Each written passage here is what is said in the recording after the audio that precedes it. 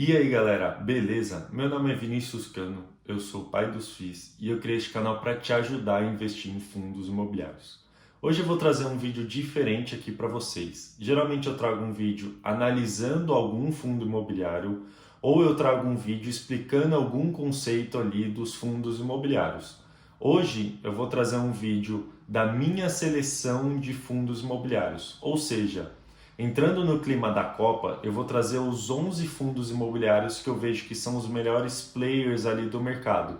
Obviamente, eu separei isso por segmento, coloquei o preço dos ativos, o custo total da carteira, o preço sobre valor patrimonial, o dividend yield que esses fundos imobiliários estão pagando, e eu vou mostrar isso para vocês agora, tá bom? Olhando a lista aí de fundos imobiliários que são a minha seleção, eu coloquei aí 3 fundos de logística, 3 fundos de papel, 3 fundos de shopping, um fundo de lajes corporativas e um fundo de renda urbana. Por que eu fiz isso? Porque eu vejo que para uma carteira, para uma seleção dar certo, cada fundo imobiliário tem que ter uma característica, tá? Não adianta eu colocar na minha seleção 11 atacantes. Eu tenho que ter um goleiro, eu tenho que ter zagueiro, lateral, eu tenho que ter meio-campista e atacante. Então, a ideia de uma carteira de fundos imobiliários é ter uma diversificação e é ter características diferentes para cada ativo. Por isso que eu coloquei aí ativos de diferentes segmentos, porque eu vou ter em cada segmento, em cada ativo, uma característica, tá? Falando aí um pouquinho de cada fundo imobiliário, eu tenho aí os 3 primeiros de logística, o HGLG, o ALZR e o BRCO11. Esses fundos imobiliários, eles têm um preço um pouco mais elevado, tá? Se você olhar ali o dividend yield e o preço sobre valor patrimonial, o dividend yield é um pouquinho mais baixo e o preço sobre valor patrimonial é um pouquinho mais alto. Por quê? Porque esses fundos imobiliários, eles não sofreram tanto com a pandemia, eles conseguiram ali continuar numa base bem sólida, tá? Então esses fundos imobiliários eles estão um pouquinho mais com preço um pouco mais elevado, tá? Esses fundos imobiliários eu vejo como sendo bons no longo prazo, pensando justamente no aumento do consumo das pessoas via internet, pensando no aumento aí, né, da procura das empresas de varejo aí para terem centros logísticos mais perto do consumidor para fazer uma entrega da mercadoria mais rápida, tá? Então eu vejo como esse segmento sendo muito importante tanto, né, no passado quanto no futuro, tá? Então eu vejo que esse é um bom segmento aí para a gente pensar numa seleção de fundos imobiliários. Além disso, eu coloquei 3 fundos de papel, sendo ele o REC-R11, o MXRF11 e o IRDM11. Esses fundos imobiliários, eles vão trazer aí um dividend yield maior para a gente. Isso vai fazer com que eu consiga ter uma boa força para reinvestir os meus dividendos. A partir do momento que eu tenho uma carteira com fundos de papel, no próximo mês eu consigo comprar muitos outros fundos imobiliários, justamente porque o meu dividend yield ficou um pouco maior, tá? E o preço sobre valor patrimonial desses ativos também não está muito barato, justamente porque eles estão entregando muitos dividendos, tá bom? O terceiro segmento aí é o segmento de shoppings, tá? Eu coloquei aqui o HGBS11, o XPML11 e o VISC11.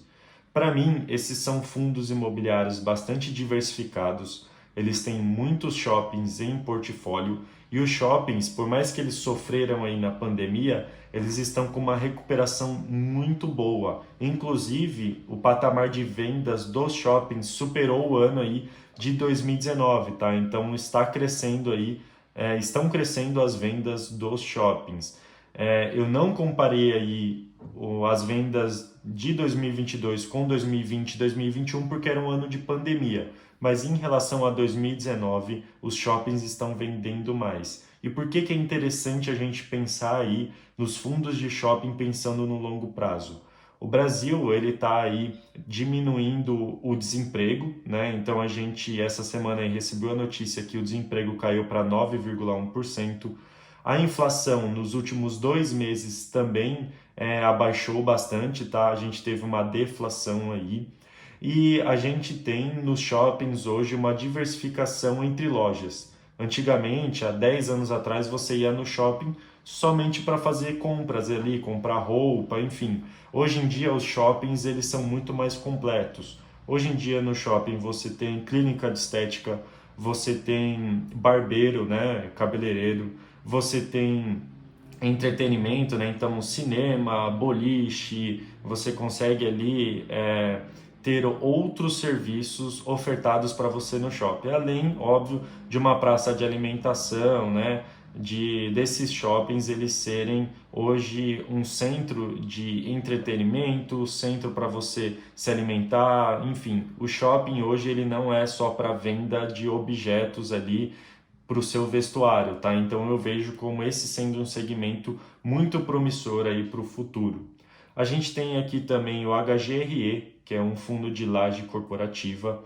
Eu vejo que os fundos de laje corporativa eles sofreram muito durante a pandemia e eles estão ensaiando agora uma retomada. Eu não acredito que todas as empresas vão atuar no home office, por mais que tenha assim algumas empresas que vão ficar dessa maneira, né, dessa forma de trabalho. Eu acredito que as lajes corporativas ainda têm espaço para crescimento. E a gente tem o HGRU, que é um fundo imobiliário de renda urbana, que tem ali algumas lojas espalhadas pelo Brasil, que tem uma diversificação muito boa e paga um bom dividend yield, tá?